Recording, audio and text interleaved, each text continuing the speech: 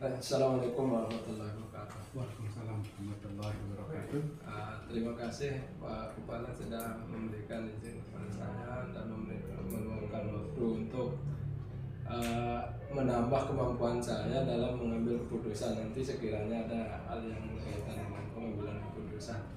Ini salah satu dari kegiatan di Guru Penggerak yaitu modul 3.1 berkaitan dengan pengambilan keputusan berbasis nilai-nilai kebajikan sebagai pemimpin. Baik, Bapak Kepala kan sudah beberapa tahun menjadi kepala atau pemimpin di sebuah sekolah, Pak ya. Iya. Sudah berapa tahun tepatnya? Kalau di sini sudah 2 tahun 6 bulan. Kalau sebelumnya 4 tahun. Sudah 4 tahunan. Ya. Sebelumnya 4 tahunan, jadi 6 tahunan, ya? Lebih, hampir 7 tahun. Hampir 7 tahun jadi pemimpin di sebuah sekolah.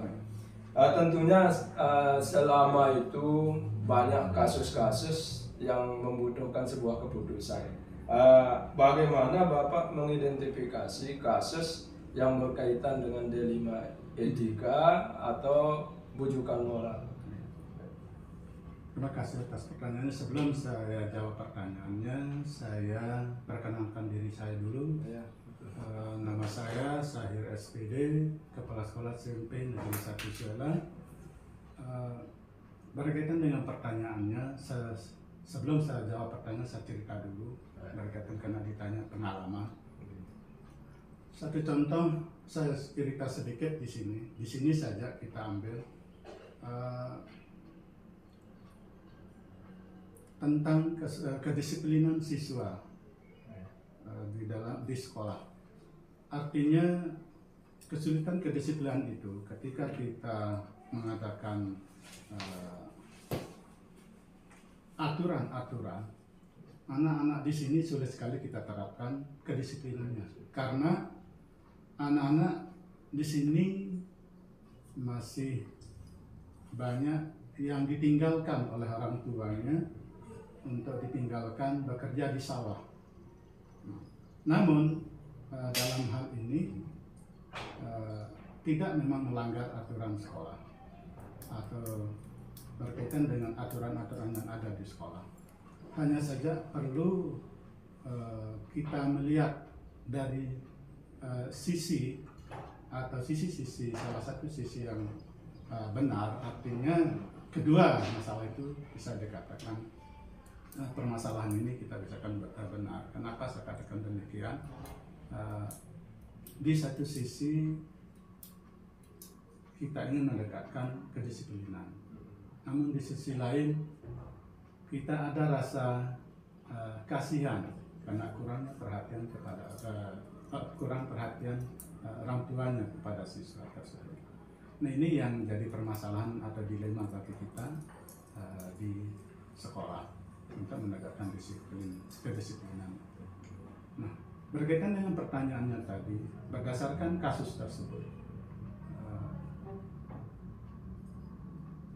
saya mengamati memang terjadi dilema etika karena satu permasalahan yang terjadi yang seperti saya katakan tadi itu memang benar, kedua-duanya bisa kita katakan benar permasalahannya. Hanya saja perlu memang kita identifikasi antara perbedaan antara dilema etika dan bujukan moral. Perlu dilihat dari kasus yang muncul itu Pak, dalam hal kaitan dengan pertanyaannya Bapak tadi. Baik, tadi berkaitan dengan kedisiplinan Pak ya, dan mengkaji terlebih dahulu permasalahan yang muncul baru kita bisa menentukan apakah itu D5 etika ataupun bujukan moral Pak. Jadi dua kasus tadi itu memang merupakan sebuah dilema etika yang disampaikan antara menerapkan kedisiplinan anak atau memperhatikan keadaannya. Kemudian bagaimana Bapak mengambil keputusan terhadap kasus-kasus yang mengandung dilema etika seperti yang tadi? Berkaitan dengan dalam mengambil suatu keputusan, biasanya kita di sini bersama-sama rekan-rekan guru untuk minta bantuan untuk musyawarah atau untuk mengambil keputusan yang untuk mengambil satu keputusan. Nanti bersama dengan rekan-rekan guru kita mengambil suatu keputusan dan saya sendiri saja. Seperti dalam musyawarah ya, dalam rapat-rapat sepertinya. Kemudian langkah-langkah atau prosedur apa yang biasa Bapak lakukan selama ini? Misalkan apakah hanya dalam bentuk rapat saja atau ada langkah-langkah yang ditempuh sebelumnya? Dalam hal itu saya berpikir sejenak karena melihat permasalahan atau kasus yang terjadi. Memang perlu juga kita mengambil satu keputusan itu selalu kita mengambil dengan keputusan rapat-rapat dengan rekan-rekan guru, karena tidak bisa kita mengambil satu keputusan itu tanpa bantuan dari teman-teman atau rekan guru yang lain. Nah, berpikir terlebih dahulu ya, baru meminta teman-teman untuk menyelesaikan masalah secara bersama-sama. Kemudian terkait pemecahan masalah atau pengambilan keputusan, apa mungkin selama ini Bapak yang anggap efektif dalam pengambilan keputusan itu seperti apa kira-kira? Pengambilan keputusan yang bagaimana yang Bapak anggap efektif dalam pengambilan keputusan? Kita hasilnya karena berhasil dari seperti yang di awal tadi, pertanyaan pertama, yang ketiga itu berkaitan dengan rekan-rekan guru. Memang kita selalu berrapat bersama-sama dengan rekan guru yang ada dan tidak mengambil suatu keputusan itu dengan secara terburu-buru, tentu dengan dalam mengambil satu keputusan. Itu ya. Jadi artinya kembali saya katakan, kita selalu bersama teman guru untuk bagaimana cara mencari solusi atau konsultasi dalam menyelesaikan satu masalah yang terjadi selama ini, dan tidak mengambil suatu keputusan itu dengan terburu-buru dalam satu pengambilan suatu keputusan. Kalau boleh saya simpulkan, selama ini Bapak selalu mengedepankan pengambilan fakta-fakta terlebih dahulu mungkin ya, mengenai apa kasusnya, kemudian siapa yang terlibat dan sebagainya, sehingga tidak terburu-buru memutuskan sebuah keputusan. Seperti itu mungkin Pak ya. Kemudian ada enggak tantangan dalam pengambilan keputusan yang Bapak anggap sangat berat dalam dilema etika ini? Tantangannya seperti apa kira-kira? Yang kita rasakan di sini berkaitan dengan tantangan itu kurangnya perhatian orang tua terhadap siswa, dan siswa itu sendiri kesadarannya dalam menuntut ilmu itu sangat kurang atau sangat rendah berkaitan dengan, padahal betapa pentingnya pendidikan itu. Namun karena seperti saya katakan masih kurang pemikiran tentang pentingnya pendidikan itu oleh anak-anak tersebut. Itu ya. Ada tantangan berupa lingkungan alamnya mungkin ya, kemudian orang tua yang kurang perhatian dan anak-anak yang mungkin terpapar oleh yang lain-lainnya, sehingga kurang sadar lah, bukan tak sadar, kurang sadar atas pentingnya pendidikan tersebut. Baik, mengenai penyelesaian masalah juga Pak, atau pengambilan keputusan, apakah Bapak biasanya menjadwalkan sebuah pengambilan keputusan atau malah terbiasa mengambil sebuah keputusan saat itu secara langsung bersama-sama mungkin, atau seperti apa? Pada dasarnya kalau dalam penyelesaian kasus kita punya jadwal yang khusus. Seperti kasus-kasus seperti ini kita memang selalu berkonsultasi dulu sama rekan-rekan guru dalam penyelesaian suatu keputusan berkaitan dengan permasalahan. Jadi kita yang jelas tidak ada jadwal yang tertentu. Tidak terjadwal secara khusus ya. Ketika itu cuma tetap ada koordinasi dengan teman-teman yang lain atau rekan-rekan. Baik, berikutnya Pak, ada nggak seseorang atau faktor-faktor lain yang sangat membantu Bapak dalam pengambilan keputusan pada kasus-kasus dilema etika yang seperti disiplin tadi mungkin Bapak? Eh, di sini kita mengambil satu keputusan itu bersama Dewan Guru dengan meminta bantuannya untuk menyelesaikan permasalahan itu dalam hal berkaitan tidak lepas dari saya juga sendiri konsultasi dengan kepala sekolah yang lain atau dengan pengawas, artinya pihak-pihak terkait untuk membantu bagaimana cara penyelesaian masalah. Jadi kita tidak lepas dari pihak-pihak yang lain juga, termasuk dari Kemenlu maupun pengawas atau persoalan yang lain untuk minta pendapat tentang berkaitan dengan permasalahan tersebut. Seperti itu berarti Bapak sangat jarang mungkin memutuskan, kalau boleh saya simpulkan dari apa yang Pak sampaikan, sangat jarang memutuskan keputusan itu secara terburu-buru, kemudian jarang juga mengambil keputusan secara sendiri, gitu ya. Berarti melalui kolaborasi atau kerjasama dengan rekan-rekan yang lain dan pengawas mungkin Pak ya, seperti yang Pak Guru sebutkan. Baik, yang terakhir mungkin Pak dari pertanyaan saya ini, dari semua yang telah Bapak sampaikan, pembelajaran apa yang Bapak petik dari pengalaman Bapak dalam mengambil keputusan berupa permasalahan dilema etika? Yang pengalaman yang saya petik dari permasalahan ini yaitu tidak lepas dari memperhatikan budaya dan karakteristik wilayah sekitar dalam mengambil satu keputusan setiap ada permasalahan yang terjadi di sekolah. Itu pada dasarnya. Jadi budaya ya. Kebudayaan sangat dipertimbangkan dalam pengambilan keputusan. Baik, terima kasih Bapak atas kesempatan yang diberikan. Mudah-mudahan ilmu yang Bapak tularkan pada saya ini saat ini, saya sedang menimba ilmu bagaimana mengambil sebuah keputusan dan sebagainya berkaitan khususnya dilema etika. Ini sangat butuh ya pertimbangan-pertimbangan yang matang. Dari pengalaman Bapak mungkin saya bisa belajar nanti bahwa ketika mengambil keputusan saya harus mengutamakan adanya kolaborasi dengan semua pihak. Ya, terima kasih banyak Pak atas kesempatannya. Sekian untuk hari ini Pak. Terima kasih sekali lagi.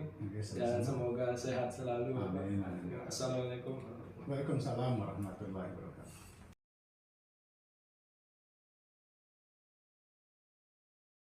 Baik, bismillahirrahmanirrahim. Assalamualaikum warahmatullahi wabarakatuh. Waalaikumsalam warahmatullahi wabarakatuh. Baik, hari ini saya bersama Bapak Kepala Sekolah SMP NW Darussalim Kalijaga, salah satu sekolah penggerak dari sekolah swasta sebagai sekolah pertama, sekolah penggerak dari sekolah swasta, yaitu Bapak Hasan SP MPD. Beliau adalah kepala sekolah, sudah beberapa tahun ini menjabat kepala sekolah. Baik, terima kasih Pak atas kesempatan yang Bapak berikan. Waktu luangnya ini sungguh-sungguh ya menyibukkan kayaknya, menyita waktu luang Bapak ya dari kesibukan-kesibukan yang ada. Hari ini saya kebetulan memiliki tugas dalam program guru penggerak, yaitu modul 3.1 berkaitan dengan pengambilan keputusan berbasis nilai-nilai kebajikan sebagai pemimpin. Tujuan saya mewawancari Bapak adalah untuk menambah pengetahuan berkaitan dengan bagaimana Bapak mengambil keputusan dalam terhadap kasus-kasus. Sudah berapa tahun Bapak jadi kepala sekolah? Kira-kira? Sudah 14 tahun. 14 tahun. 2010 sampai 2024. Selama 14 tahun ya. Dan sebagai sekolah penggerak ini sudah berapa tahun? Sekarang masuk tahun yang keempat. Dari tahun 2021, 2002, 2003 sudah berakhir. Sekarang dilanjutkan dengan program penimbasan namanya sekarang untuk sekolah penggerak angkatan yang pertama ini. Iya. Nah, untuk program penimbasan ini masing-masing sekolah penggerak itu mendapatkan 3 sekolah untuk penimbasan yang sudah ditetapkan oleh Kementerian Pendidikan dan Kebudayaan, Ristek dan Teknologi Republik Indonesia, yang tentunya kita di sini sebagai persambungan tangan dari kementerian itu adalah BGP dan BPMP. Baik, dari kesibukan itu tentunya banyak sekali menyita waktu ya. Sekali lagi saya ucapkan terima kasih sudah memberikan waktu luangnya untuk wawancara ini terkait pemahaman saya. Tentunya selama 14 tahun itu banyak kasus-kasus yang Bapak sudah tangani ya. Bagaimana tindakan Bapak selama ini untuk mengidentifikasi kasus-kasus yang merupakan dilema etika atau bujukan moral? Jadi selama 14 tahun ini tentunya persoalan yang saya alami di SMP Nui Kalijaga sangat dinamis, mulai dari persoalan siswa maupun terkait dengan persoalan guru dan tenaga kependidikan. Nah, tentunya di sini kita harus bisa membedakan antara yang dilema etika dengan yang bukan. Nah, kalau yang dilema etika inilah yang membutuhkan pemahaman yang sangat mendalam, karena sangat sulit kita untuk mengambil sebuah keputusan yang notabene adalah antara benar dengan benar, kecuali dari yang rujukan moral yang sudah tentu ada kriteria yang sudah jelas, yaitu ada benar dan ada salahnya, sehingga agak mudah mengambil sebuah kebijakan terkait dengan itu.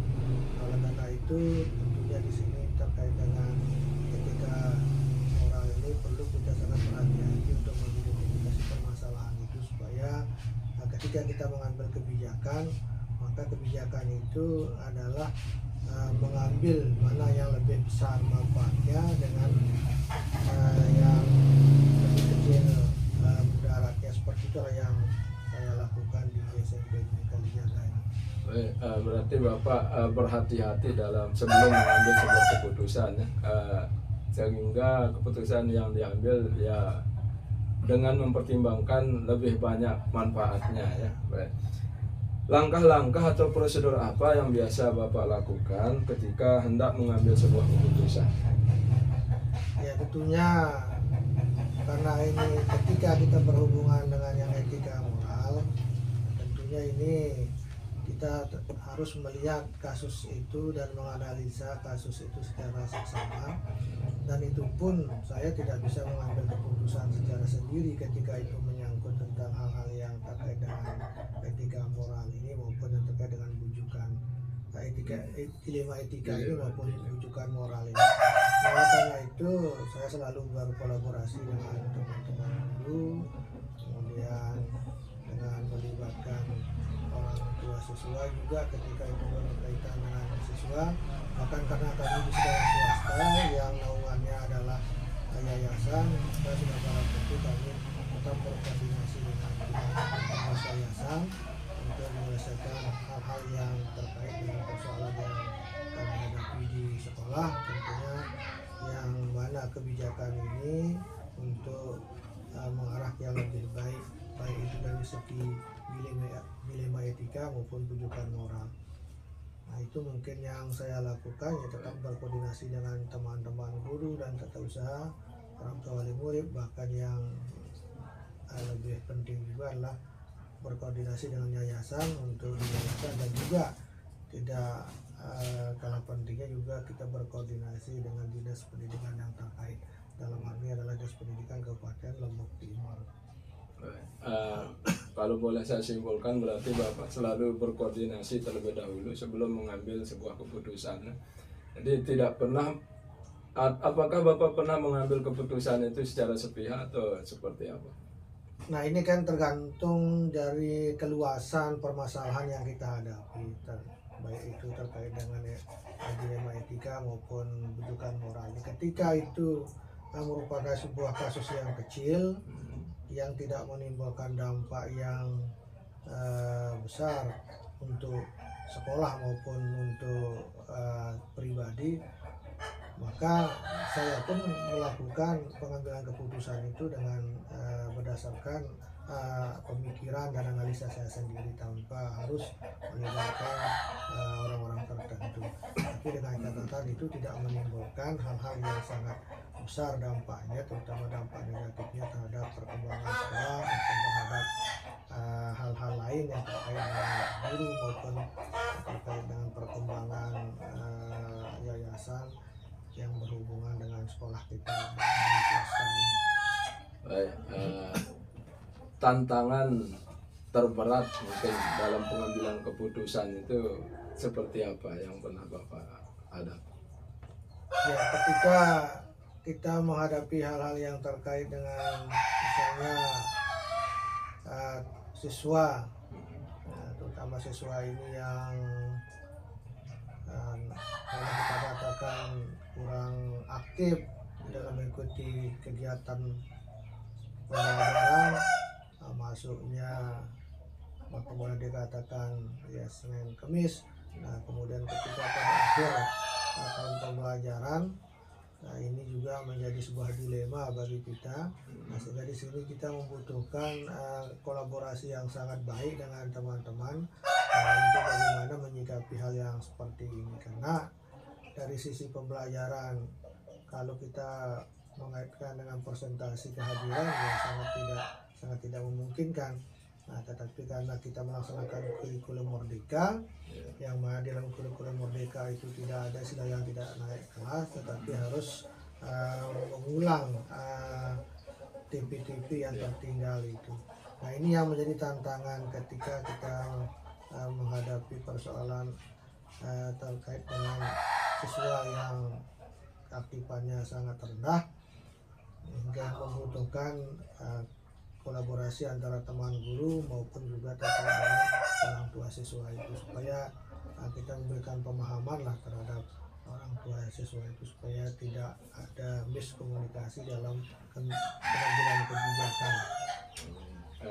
Baik, yang berikutnya mungkin yang saya tanyakan, apakah Bapak punya jadwal atau jadwal khusus dalam mengambil sebuah keputusan, atau keputusannya langsung dilakukan pada saat kasus terjadi? Jadi saya tidak memiliki jadwal yang secara terperinci terkait dengan pengambilan keputusan yang terkait dengan dilema etika maupun rujukan moral. Tetapi ketika permasalahan itu ada, maka ini saya baru membuat sebuah perencanaan untuk menyelesaikan persoalan itu. Artinya persoalan ini muncul, kemudian baru saya membuat semodel perencanaan untuk menyelesaikan ini. Apakah harus saya selesaikan secara sendiri persoalan ini dengan melihat keluasan dari dampaknya itu, atau melihat besarnya permasalahan atau kasus itu.